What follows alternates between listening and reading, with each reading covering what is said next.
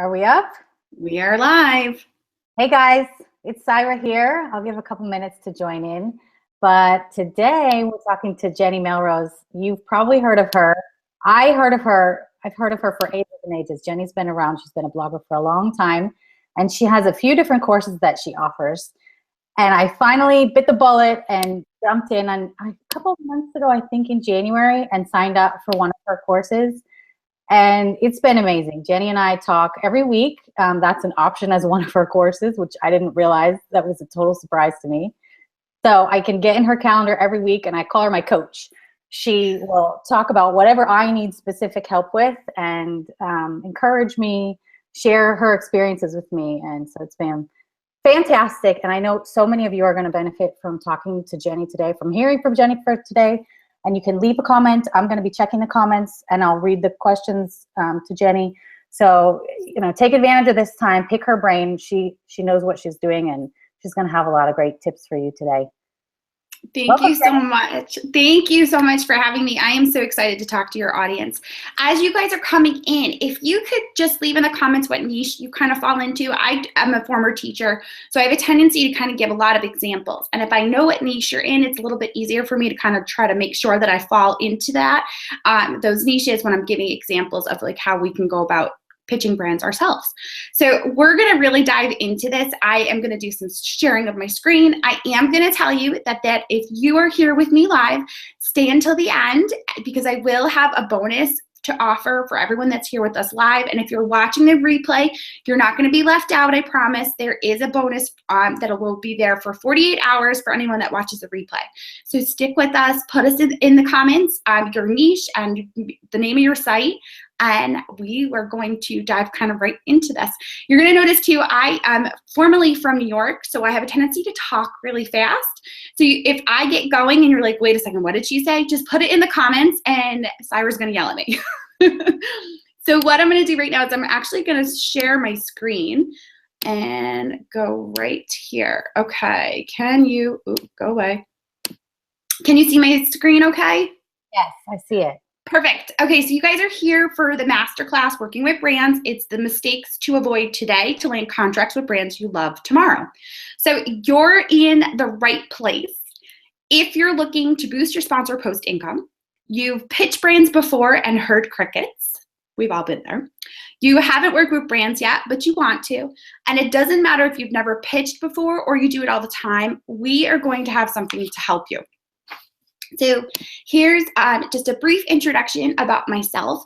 I told you a little bit, and Saira also mentioned I've been blogging for quite some time. I'm pretty much consider myself a dinosaur. I've been blogging for about 6 to 7 years. I'm getting close to 7 years now over at the Melrose Family, which is a lifestyle site where I create quick and easy recipes and projects for busy parents. I also just established JennyMelrose.com in September of 2016, so just this past September, because I felt that I needed to teach what I've learned. I am a former New York State teacher that I retired because of my sponsored post income. So I know very, very well that whole turn your side hustle into a full-time profession. And I know what it's like to have crazy hours of working outside of the home and then having to figure out where you're going to find time to work on your blog and make some income. We're going to really get into this and make sure that you can see where this can go for you. So I consistently make over $5,000 on sponsored posts alone. I actually had set myself a goal last March in 2016 to hit 5 figures on sponsored posts in 1 month. And in August, I hit it and have been relatively between 5,000 to 10,000 per month just on sponsored posts. And I do obviously also have other income coming in from ads and affiliates and things of that nature, but sponsored posts are kind of my jam. And you're going to see why.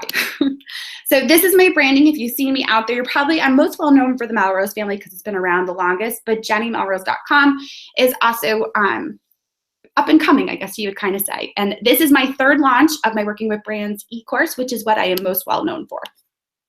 So here's what you're going to really dive into today.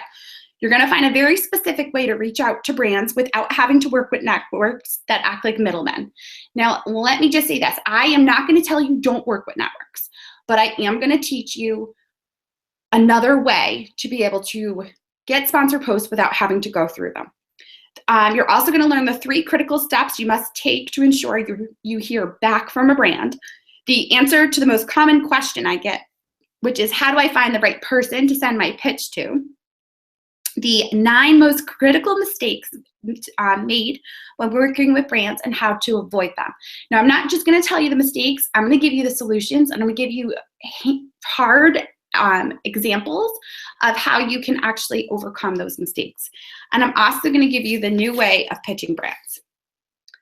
So, all right, so I gave you a little bit of brief introduction of myself. In the beginning, this is my little family. I started a hobby blog to find myself as a new mother when my oldest was born, who is now 7. So she was about probably 6 to 8 months, and I started my site. And I needed to find myself because I was also very unhappy as a teacher. I worked as an inner city school district teacher. I commuted an hour and a half each way. So there was a 3-hour commute every single day. And I had 2 little girls where I felt like I was missing out on a ton. When it came to school, for my oldest, when she went off to preschool, I wasn't there for the first day of school pictures. I could never go on a field trip. And class parties, that was a joke.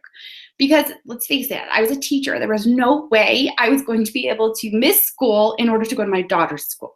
So I felt like I was really missing out on part of them growing up. Plus, by the time we got home at night, most of the nights was like dinner, bath, bed, see ya. And then started all over again in the morning. So as time went on, I decided that I needed to obviously create a successful business so that I could spend more time with my family. But it went a little wrong. So in the beginning, I relied on ad money, which was dependent upon page views because there wasn't a lot of information out there about sponsored posts or affiliate income. I tried some new techniques and grew my page views to over 500,000 with the help of others. Now, before you go, okay, well, she has 500,000 page views. That's why she's making $10,000. I do not have 500,000 page views anymore. Some of the techniques that I used still work, but the algorithm changes in Facebook, Pinterest, and now, of course, Instagram hurt my page views. My page views now sit between probably 250 to 350, depending upon the month. And I saw my ad income decrease as page views went down, and brands actually started to realize that there was a better way to meet their return on investment. So, no, and Jenny, I'll just chime in. I'm not a big fan of massive page views because that is just a way to get distracted. As a smaller blogger, you tell yourself that you're not doing X, Y, and Z because you don't have the page views, and you don't need page views to have an income. I mean, I talk a lot about Twitter, you know, that's my thing. Yes. And if you can build your Twitter following, which of course you can very easily, that can be another way in. So you don't have to stress out about page views to be pitching to brands. Absolutely. And we're going to go, that's actually one of the mistakes that people make. And we'll go into a little bit more detail of how you can get around that. But so that we are all on this same page, I just started to realize that there was a way that we could actually start to stand out to brands. And I could show them that their return on investment in me would actually be well above what they expected. I, for one, felt that I was a smaller lifestyle site, and obviously I was lifestyle, so it kind of was all over the place. It was never really consistent in what it was that I was doing. But I started to stand out to the brands rather than it just being another number in a network, which is largely what you become. And I started to make more than a full-time income. I was able to replace a teaching salary of $75,000 and retire so that I can now run my business full-time from home. And I am the preschool room mom on top of everything else that we do with our businesses. But I get to do those things. Like Friday, I'm not working at all because I'm going on a field trip with my 2nd grader. So I'm able to do those things. All right, so we're gonna dive right into the 9 critical mistakes made when working with brands on sponsored content. If you guys have any questions at all as I'm going through these, pop them in there, any comments, anything like that. I wanna make sure that we get everything answered so that you leave here with actionable steps to take. So the first place, and you're gonna notice too about me that I'm very strategic. Everything is step by step. There is a plan. You have to remember, I'm a former teacher. I was used to lesson planning my entire day out. So I teach that way. So when we start off, the biggest area that people mess up is right off the bat, the elevator pitch. It's often much too convoluted. So it should be a simple one sentence that tells me what you do and who you do it for. So in the beginning, I said the Melrose family creates quick and easy recipes and projects for busy parents. It lets you know that you're not just coming to me for recipes, you're also going to have some projects in there, which can be my parenting tips, my art projects, whatever it might be. But you have to be able to have that one sentence that's quick and straight to the point. And it also needs to, what they've run into is that a lot of bloggers will have it unrelated to the brand. So when you do send out your initial pitch, which we'll go into more depth about, you need to make sure that you're relating it to how your influence actually has something to do with the product or service that the brand is promoting at that time. So everything has to go back to the brand. So this was actually, Saira started talking a little bit about this. One of the biggest mistakes is confidence. I routinely hear that my page views are too low, my social media numbers are too low. The brands care less about this than we actually think. They care more about engagement. They want to know that you can speak intelligently about your audience. So if you're able to state how many people are coming, what percentage are women and what percentage fall within a certain age group, or where they're coming from, or what they're coming to you for, whether that's just on social media as far as Twitter or Instagram, wherever your strength is, that is what they're looking for. They want you to be able to explain how it is that your audience is going to relate to their product. So less than caring about your numbers. I hear all the time as a kind of like a crutch that people will use is that they feel that they're too niche specific. So I'll get a lot of food bloggers, for example, that are vegan food bloggers that will say to me, well, my page views are just low. I can't, I don't feel comfortable reaching out to a brand. And I always want to smack them in the back of the head. You know how you used to see this, that was like a comedy thing, I think in the 80s or 90s, totally dating myself. They'd smack you in the back of the head with a silly thing that you would say. That is what that is, because a brand that is a vegan product is going to want to work with a vegan food blogger as compared to someone like myself who does all sorts of recipes and are all over the map. Their audience is very targeted. So if you're niche specific, you actually have a little bit of a leg up with those specific brands within your niche. So make sure you use that to your advantage. And I'm going to actually go into how you can do that a little bit. No, and just to chime in on the elevator pitch, because it sounds simple, but I was feeling really frustrated. This should be easy. Why can I not condense what I'm trying to say into one sentence? And you have a great exercise in the course, which, I kind of was like, oh, this is goofy. But if you really follow the exercise, I have a fantastic elevator pitch now, and it does give you a lot of confidence to be able to pitch to brands, because I can tell you succinctly what I want, who I am, and what I'm trying to communicate. And that was a huge eye-opening exercise for me. It's like light bulb. Yes, and you thought it was funny to do with just behind closed doors, just you. I do that exercise live when I speak at conferences. So everyone looks at me and they're like, you want us to do what? And I'm like, go ahead, you're writing for 3 minutes, let's go. And my teacher mode totally takes over. So yes, that exercise is one of my favorites. And if you're ever at a conference where I'm speaking, don't be surprised if I make you do it. All right, so another big mistake that we run into is that influencers are not contacting the brands correctly.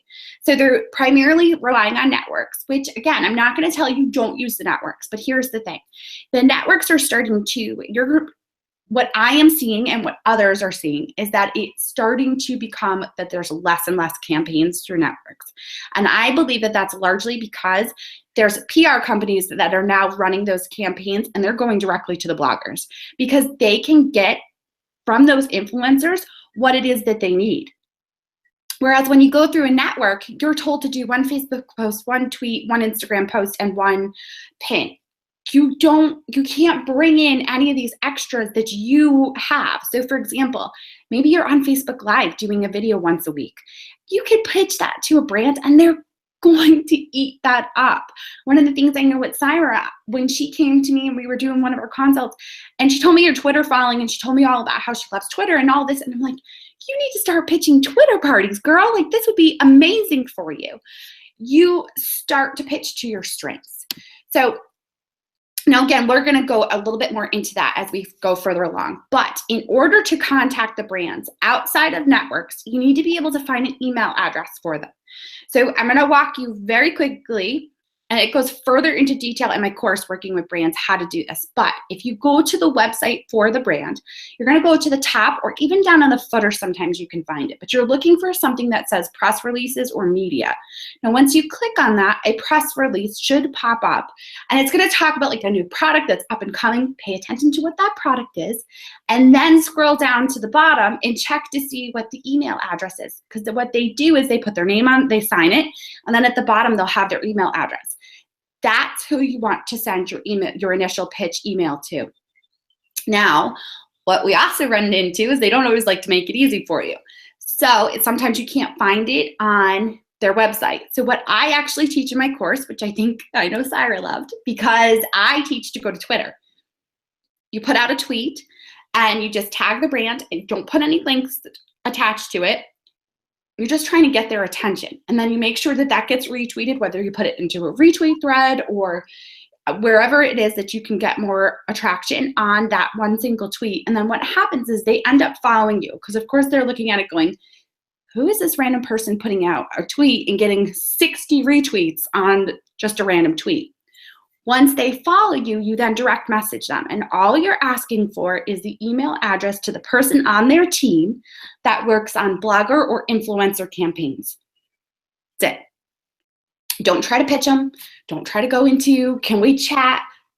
Ask for that email address, because that email address is your golden ticket. It is the only way to start to get into their inbox, to get into with these PR companies, because it's not the brand that you're going to pitch, it's going to be their PR company.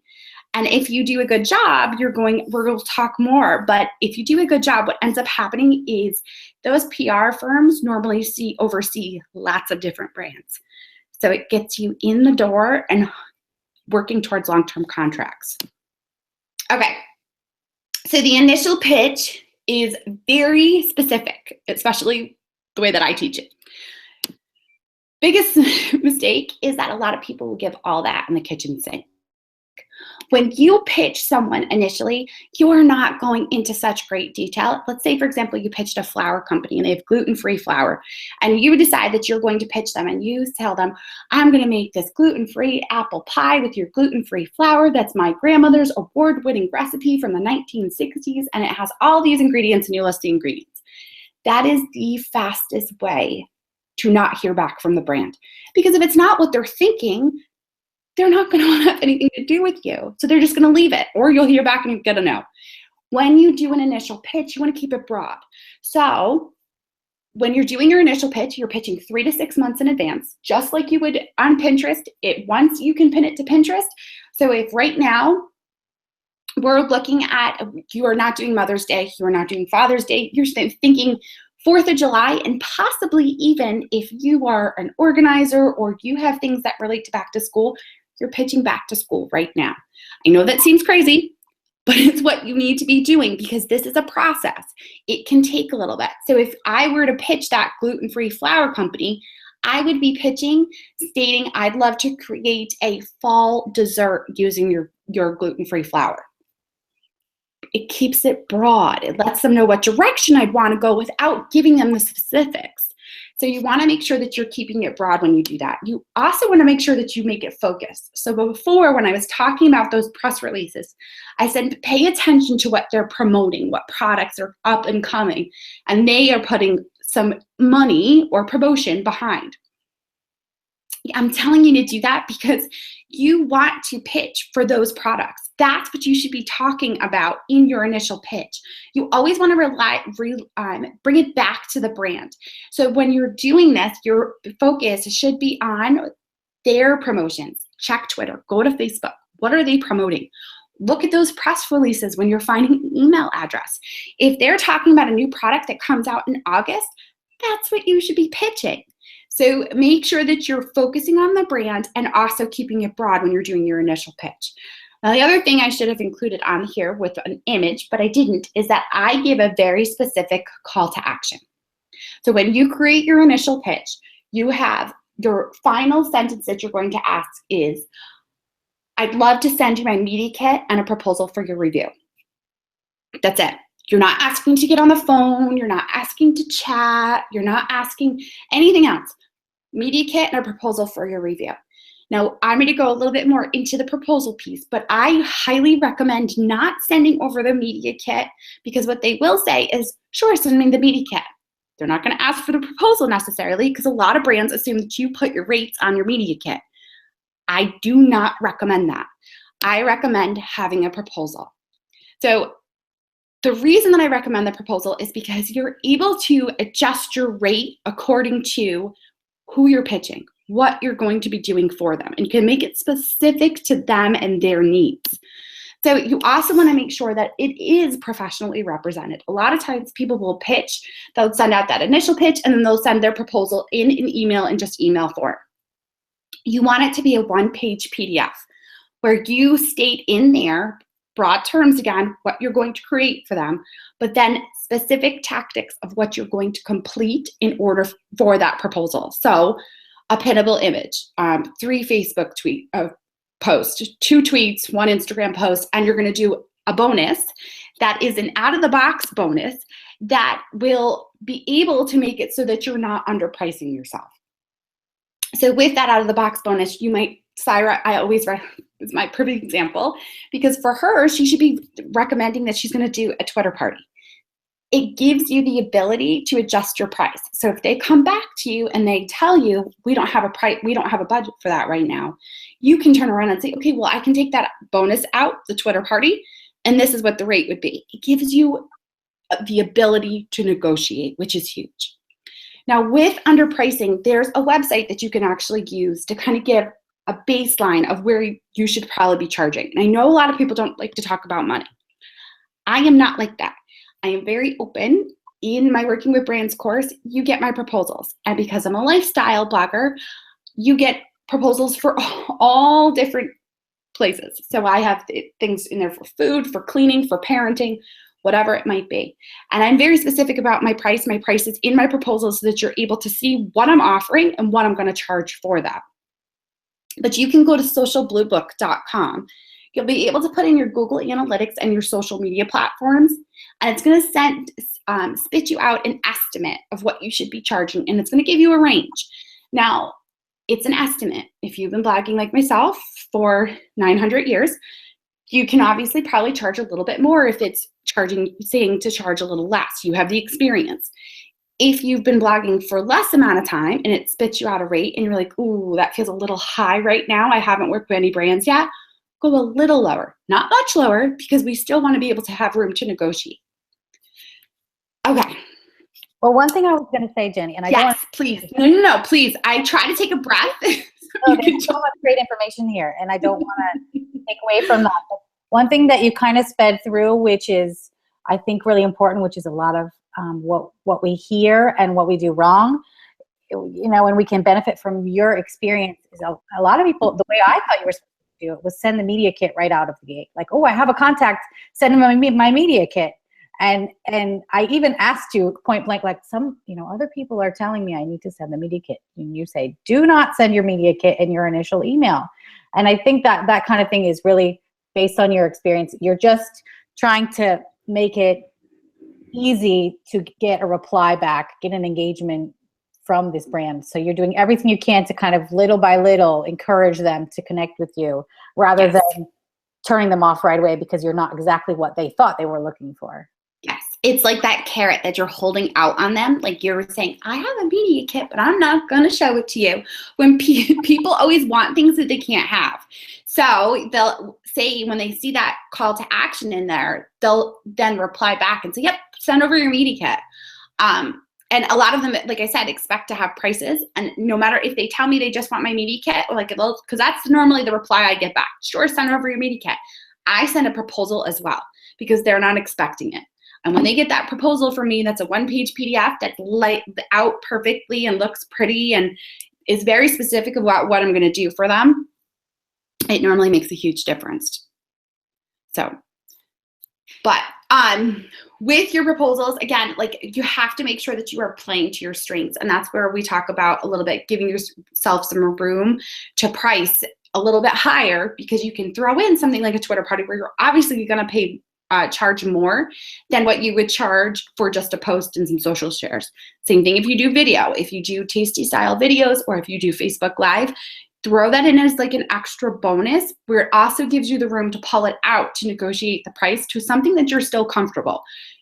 I always talk about, yep, there it is. I thought it was the next slide, but I wasn't sure. Is authenticity. If you feel that content does not work for your site and you don't know how you can make it work, do not do it.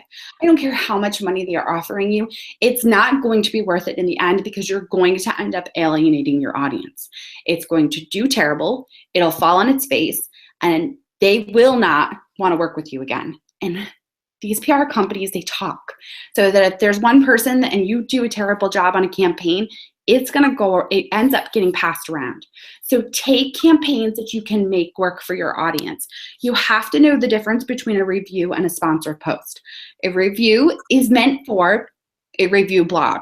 If you are not a review blogger, do not do a review. You're going to create a sponsored post where you're going to tell your story. You're going to work that in so that creative outlet of telling your story still with the pieces that the brand is looking for. So a perfect example that I tell all the time is that Glad trash bags, which is the type of trash bags that I actually use in my home, approached me about doing a campaign with them. And they wanted me to do this 5-day challenge where garbage would stay in the bag for 5 days. And I kind of was like, what? There is no way my audience would find that interesting at all. So I sat back and was kind of like, okay, how could I possibly make this work? Because I do better when I get pushed to be creative. And my content normally is better that way as well. So I came up with the idea of creating a Caribbean fish taco recipe and telling a story about how I had made that recipe on a Friday, left for a long weekend with my family, came back, and the house still smelled perfectly fine because the Glad trash bag had caught the scent of the Caribbean fish tacos.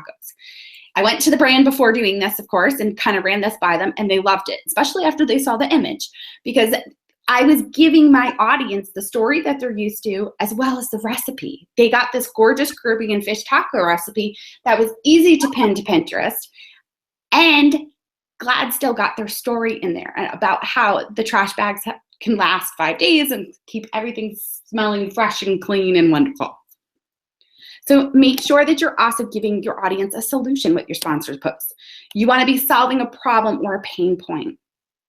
So one of the things that I am probably well known for at this point, and I ruffled a couple feathers a couple weeks ago with a Facebook Live that I did, is that I am one that believes it's okay for you to do a post in exchange for a product, especially if that product is something you're going to purchase anyways and spend your money on, or if it's something that your family would enjoy.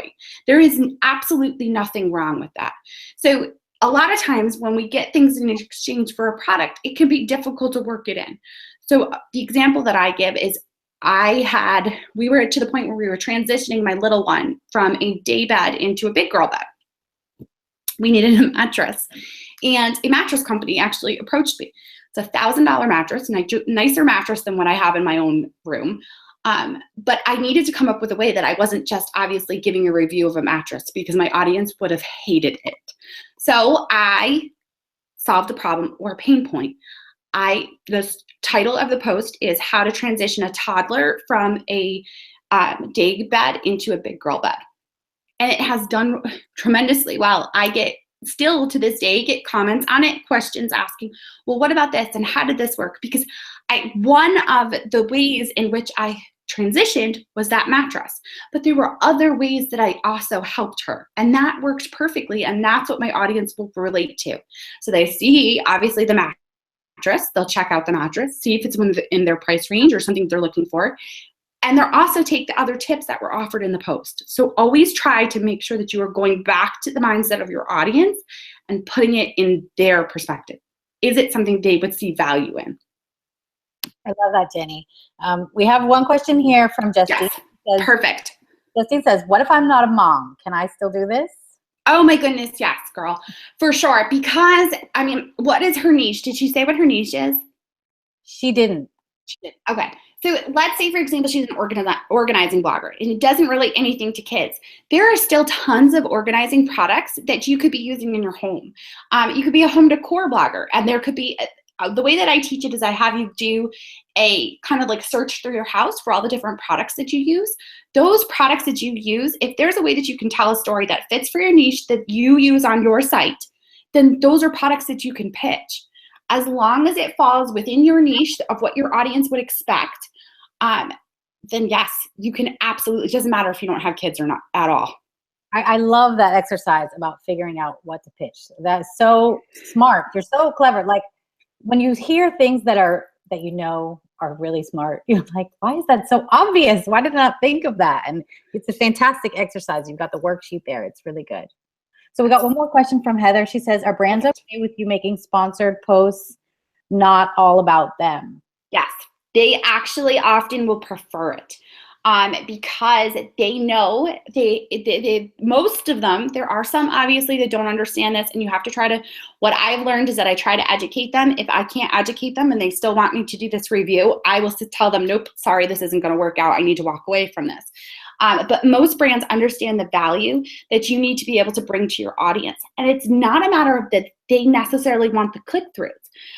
It's not, so when you're working with a brand, a lot of times, and this is a conversation that you have, but a lot of times it's just a matter of that they want the eyeballs on their product. So that instead of going to the grocery store and picking hefty trash bags, they pick Glad trash bags, because I did a Caribbean fish taco recipe and I talked about how the Glad trash bags kept my house free, clean, and fresh.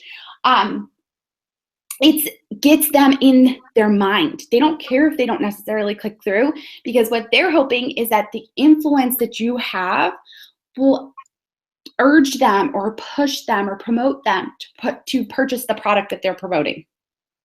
So it absolutely, honestly, I have had one of my favorite stories about a post that went viral where the brand came back to me and were like, that was amazing, was I had to do a post on a Minnie Mouse outfit for my 3-year-old. Now, I am not a style blogger, and I don't really talk about my kids a ton on my site, unless, of course, they're cooking. I do a lot of recipes, really what I do, with a little mix of parenting here and there. And so they wanted me to do this outfit, and it was a Minnie Mouse outfit. And I was like, there is no way this is going to work for me. Again, I sat down, tried to get as creative as possible. It was last May, right before Mother's Day. And the whole thing behind this was it was a mini-me outfit. So I did this whole story of solving a pain point. The title of the story was Helping a Stay-at-Home Mom Saved Me. It went absolutely viral on Facebook. It still to this day is bringing in traffic from Pinterest, because I was able to tell this story of how I was able to transition from working outside of the home to being able to stay home with my family. And I still got in that whole mini-me idea of, here, look, doesn't she look so cute? She's a little mini-me. And I hit it right on the head, and it was with Disney. And they came back to me and they actually boosted stuff and put more money into it because they saw how crazy it went. Now, obviously that title has nothing to do with Minnie Mouse, but the outfit was in the post. The links that they wanted were there. Now they're thinking, oh, Minnie Mouse, that's such a cute little outfit. Doesn't she look so cute? Maybe I'll buy one of those for my kids. But that's not the whole point of the post. It was this whole story that I gave. And it was actually one of those that I kind of hesitated to send over to the brands. And I said that to her. I was like, listen, I'm really hesitating on this. I'm getting very vulnerable with this. Tell me what you think if this is going to work. And they came back and they're like, absolutely, you have to publish it. So I know that was a long-winded way of saying yes, but yes. I love these stories and these examples because it really makes you feel like it's a longer term. It's not just getting one pitch and getting one sponsored post in. It's really a long-term thinking that helps me a lot. Yes, and it lets you have that creative outlet that a lot of us need to have. So we're going to actually go, you kind of touched on something else that we're going to go into as well, but really fast. So another mistake that people will run into is that they don't go the extra mile. They'll actually stop short on their social shares. So if you do a post normally, for example, when I have a new post come out that is not sponsored, I would pin it once, and then I'm going to go through and I'm going to repin it to multiple group boards over a course of 10 to 14 days, and then I'll probably put it back into my Tailwind queue and have it go back out. If I do that for a normal new post, I better be doing it for a sponsored post. So the point of that is whatever you would normally do, you need to be doing that and probably a little bit more for the sponsored post. So I don't care if your contract said one pin. If you normally repin things, you have to still drive that traffic to that content. So make sure that you are still following through with everything that you normally do for a new piece of content that you put out. Okay, so this is what Saira kind of touched on a little bit, is that, so I talk a little bit about the follow-up. You need to have invoicing, because obviously when you work with a network, they take care of that. Well, in the Working with Brands course, all I do, I just give you things because I feel like there's no reason I should make you go searching in 1,800 places. So I give you my invoices, and you can actually literally take the pieces like my header out, pop yours in, pop your numbers in, and you're good to go. And it's just something really basic, but it's not something we're used to doing.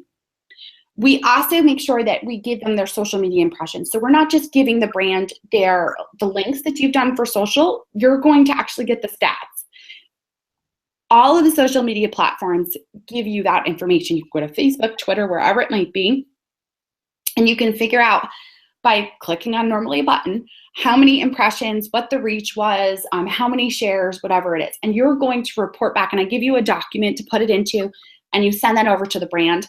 We also teach a culmination document, which is like a best of, where it's a one-page, again, PDF of the best social shares you had. So if there's a Facebook post that you did for them where it went a little crazy with lots of comments, things of that nature, you're going to put it into that document. You're going to put your pin, anything where you have had a lot of interaction and you can show how well the campaign did, you're going to put that in front of them, because working with brands directly is not a one and done.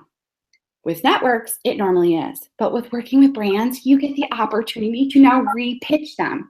So you've done one post for them. You send over your social media impressions and a culmination document, and then you state in the email, I'd love to send over a proposal for the next couple months for you.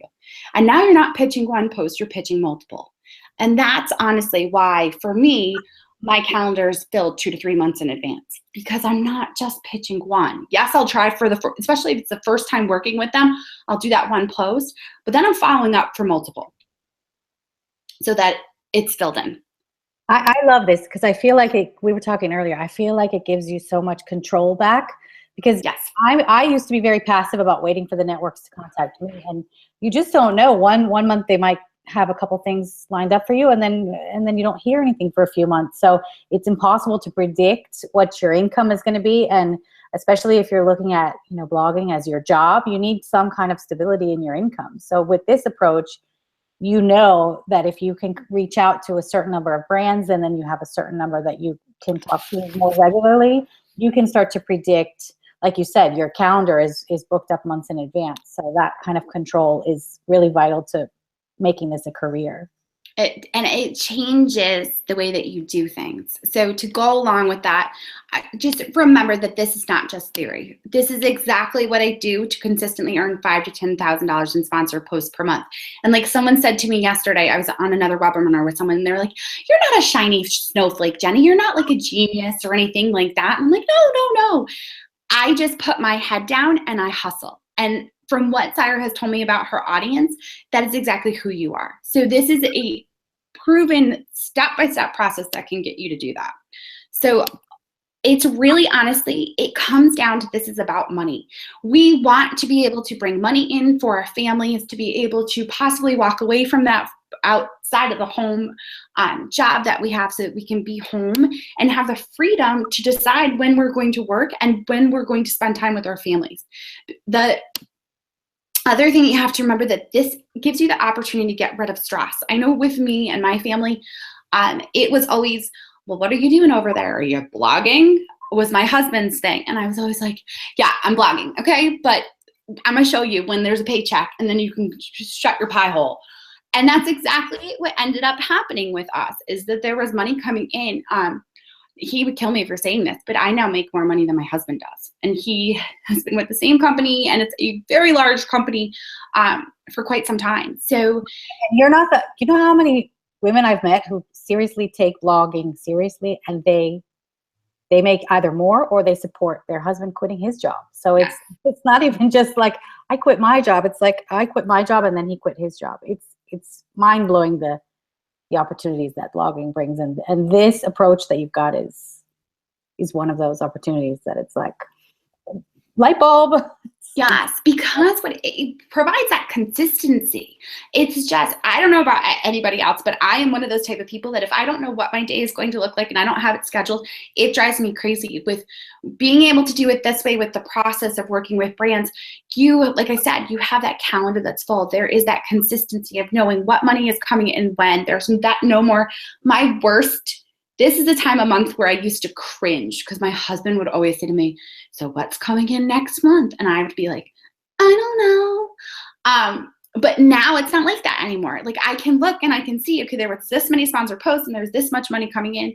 And it just relieves so much, because when you're taking that time away from your family to blog, you want to be able to show some money for it. And this honestly is one of the fastest ways to be able to do it, because you can show the brand what you're worth just in an email and then prove it to them so that it becomes more consistent. So I'm not sure why you showed up today, if it's because you find yourself stressing over whether or not you have enough sponsored work coming in, or if it was because you're tired of waiting to be picked out from within a network of bloggers, or if you just want to see an increase in your income. I get it.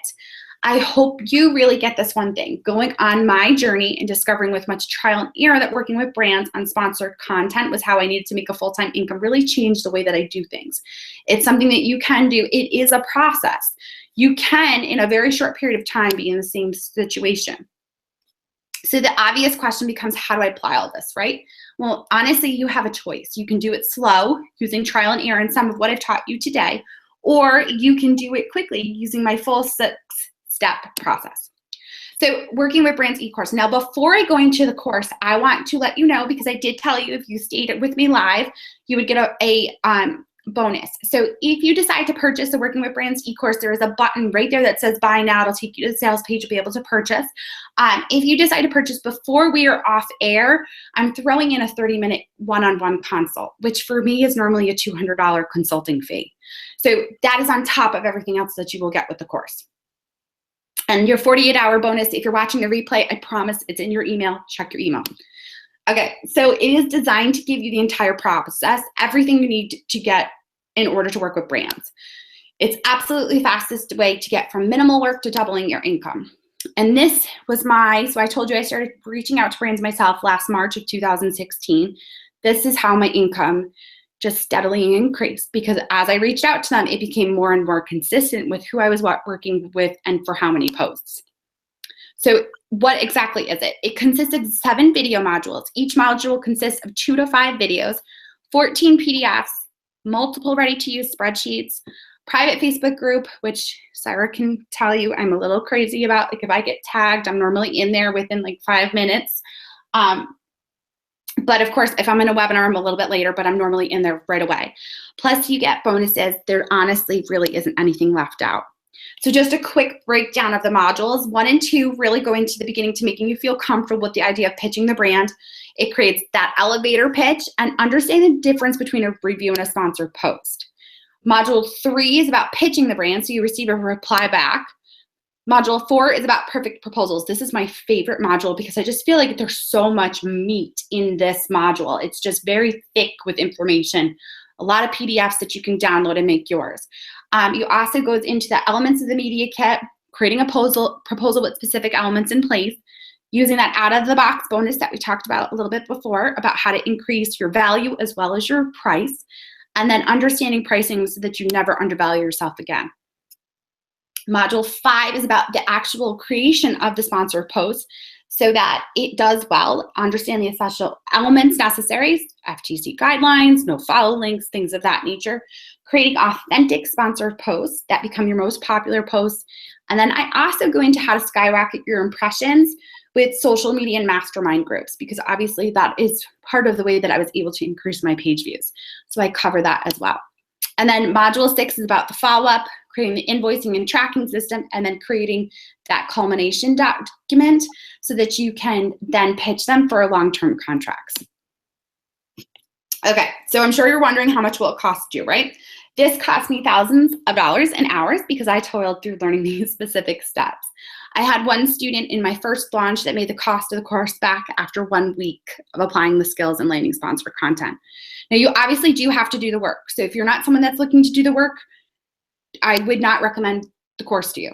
But if you are, it definitely would work for you. Now, there's 3 different tiers. Once you go over to the sales page, it goes into a little bit of depth. But I do want to kind of tell you the difference between the 3 quickly. The signature gets you the Working with Brands e-course. It also gets you the bonuses that are listed here that I've added to it. The price of the course is $397, and there is a payment plan that is there. The master's track is the most popular choice because it adds on my membership site. Now, my membership site consists of once a week Facebook Live training where I will come in and talk about anything from email marketing to sales funnels to your newsletters to how to network at a conference. Anything that my students or members are asking for, I go in and do a training once a week. We also do a monthly webinar training with like a master. So someone came in and talked about keywords and SEO. We've also had someone talk about negotiating. Pretty much it's anything where I feel it's not my strength. So because I have been around for quite some time, I'm able to find other bloggers that will come in and do a webinar with my group. And then the most important one that Saira will probably say, Jenny, I had no idea I was getting that when I purchased the master's program, is that you get a once a week 15-minute consult with me via Skype. And it's one-on-one, and it's that swift kick in the behind that you really need. So that if you run into a question and putting together your sales funnel, me and schedule that appointment with me. We get on, we fix it, you work on it over the weekend. If you get stuck again, you can schedule the following week on Monday if you want to be able to continue to move forward. And then the last tier is it's just slipped in there, just one little bullet point about these weekly calls, but that has been the most valuable thing. I just assumed that the coaching would happen in the private Facebook group because it's a smaller group and there's all this training. And no, it's literally a one-on-one Skype call with Jenny to talk about whatever you need help with specifically. And that to me has made a huge difference because you can just move forward. And, you know, especially if you start to feel like, I don't know if my elevator pitch is good enough. I don't know if I'm charging the right price. I don't know if this brand, if I should reach out to them. I don't know. You don't have to sit and, you know, by yourself at home and worry about if you're doing the right thing, especially when you feel sometimes like I'm going to this brand that's bigger than me. Am I doing the right thing? Because now you've got Jenny's experience and she'll, you know, give you a lot of confidence and tell you, do this, don't worry, go for it. And that has been huge for me. Yes. That honestly, Saira was one that said to me, she was like, I had no idea that I was getting one-on-one with you. Like when you have to make that clear. So I've been trying to be more clear about that because it's something that I love. I love being able to do the one-on-one and have that interaction and really get to understand your business because let's be honest, a blogger like online, it can be very lonely and no one totally understands. And I get that. Like I was there. I have been in your shoes needing that like extra, just sometimes it's even that just positive affirmation that what you're doing is the right path. And I really try to provide that. And then the third tier is the consultation tier. And what I've done with that is I've thrown in a 60-minute one-on-one consult so that we can actually go through, have a first initial to really dive into your business. And then you're also able to then use the 15 minutes consults throughout the rest of it. And you get a year membership. So this isn't like a one-time 15-minute consult. Like it's 50. So someone said to me, well, how many do I get then? I'm like, well, 52. There's 52 weeks in a year. You get 52. And she was like, oh, okay then. So it really honestly, like made a difference in my business. It's made a difference in the way that I teach, because I am more of like a face-to-face, like get into your business and want to dive right into all of it. So, okay, so I am going to, so the pricing, I want to try to hide this. You guys see, I can't do it. I had a feeling it was going to do that. All right, so if you click through on the sales page, you'll be able to see the 3 different tiers that are actually there. And if you have any specific questions about anything, it doesn't have to be about the sales page. It could be about anything that I've kind of covered. I'd love to be able to answer your questions. I have a few questions. I was just hanging on to them. Perfect. Jamie asked, silly question, for the original email, what is an appropriate subject line? Not a silly question, and it's honestly a question I get asked all the time in the course. So I will often put like influencer, brand collaboration, or I will put blogger, depending upon what you're comfortable with and what you feel like the brand would know, how tech savvy and social media savvy they are. But I'll put something about blogger brand collaboration or blogger brand campaign, something that they're going to understand that I'm looking to work with them. And again, you're looking for that PR person, so they should hopefully understand what you're talking about once they open your email. And Rena asked, so are you saying we should make a PDF for each company we pitch? Yes, ma'am. Not in the initial pitch, but if they come back and they say to you, I'd love, you put in that call to action in your initial pitch saying, I'd love to send you along my media kit and a proposal for your review. You absolutely come back and they're like, yep, send me your media kit. I send my media kit and I send a proposal that is very specific to them. Because it's honestly, once you create it once, and I'm giving you mine, so all you have to really do is take it, download it, and edit it. Once you do it, you're able to just adjust it. I use the same one for the most part, but I'll tweak it depending upon what I'm throwing in as an extra, because so let's say, for example, I was going to work with a food brand. For that food brand, I would post about, I would be willing to do something on Instagram. If it's not a food brand, I'm not willing to do anything on Instagram because my audience would hate it. My Instagram audience only wants food, and I know that. So I will pitch something different for them. Maybe I'll pitch something about multiple pins, or it just changes a little bit from each brand. And I want to, like, once you're a student of the course, you'll see that I make sure that the brand knows that it's specific to them. It just kind of makes them, it puts you in a different playing field rather than just putting out the same thing over and over again for the brand all the time in an email. Exactly. And another one from Heather, she said, so is it a good idea to bypass the networks? If you see a brand advertising on the networks, should we reach out to the brand directly? Okay, so this is a question I get asked as well, and it was something that I tried to see what would happen. So this is what I have actually found in my practices, is that if a network is sending out that they have certain campaigns with specific brands, they most likely have used all of their budget to work with the networks. So you can pitch them. Do not pitch them for anything soon. You're going to look to pitch them at least 6 months in advance. So you're going to be trying to get down the road, because most likely what they have done is they have put a certain amount of budget money behind the working with the network and the campaign that they're going to work on. So they're not going to have anything extra to work with you right now. And they'll say that to you. Like, that's what I get back all the time. Oh, we're working with on a campaign right now. And I'll say, oh, is it with so-and-so? And they're like, yep. And I'll say, well, do you ever just work with bloggers through your PR company? And I have gotten back the answer, yes, but we've used up all of our budget money. So I wouldn't say don't include them, but what I would say is I'd probably wait to pitch them. I'd probably wait 2 to 3 months to pitch them. And I would be pitching still for like 3 months in advance at least, so that it gives the time for that campaign to come through. They're able to see what they've gotten out of it. They have a new budget, possibly because it's quarter 4 or whichever quarter it might be, and then be able to get back in front of them. Great. Elizabeth said, sorry, is there a recorded session for the class? I kind of missed the timing. Yes, you absolutely will have a replay. So once this is done, I'll be sending an email out with a replay that'll have the entire class, as well as a 48-hour bonus for all of you that decide to purchase. So that email will be coming relatively shortly after we're done here. Great. I don't see any other questions in here right now, but I know a lot of people are actually at work and they're planning to watch it in the evening. So is there a way that people can follow up with you afterwards? Yes. So when I send the replay via email, you can just hit reply on the email if you have a question, anything specific. Don't hesitate to ask. I know that there can be questions from the sales page, or there could be questions that I just didn't answer in the masterclass, and you're kind of like, well, what did she mean by that?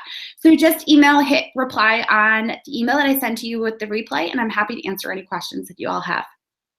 Thanks, Jenny. I really appreciate it. I know this is helpful to a lot of people. You've got some great information, and thanks for your time today. Thank you so much. I appreciate your audience so much for taking the time to watch. And I know that those that are working, I totally get it. That was how I used to watch. I'd wait till my kids went to bed, and in between like commercials for Grey's Anatomy or Scandal, I'd be listening to the masterclass and then pause it and then go back and watch it again during commercials. So I get it. All right, guys. Thank you so much. Enjoy the rest of your day. Thanks, Jenny.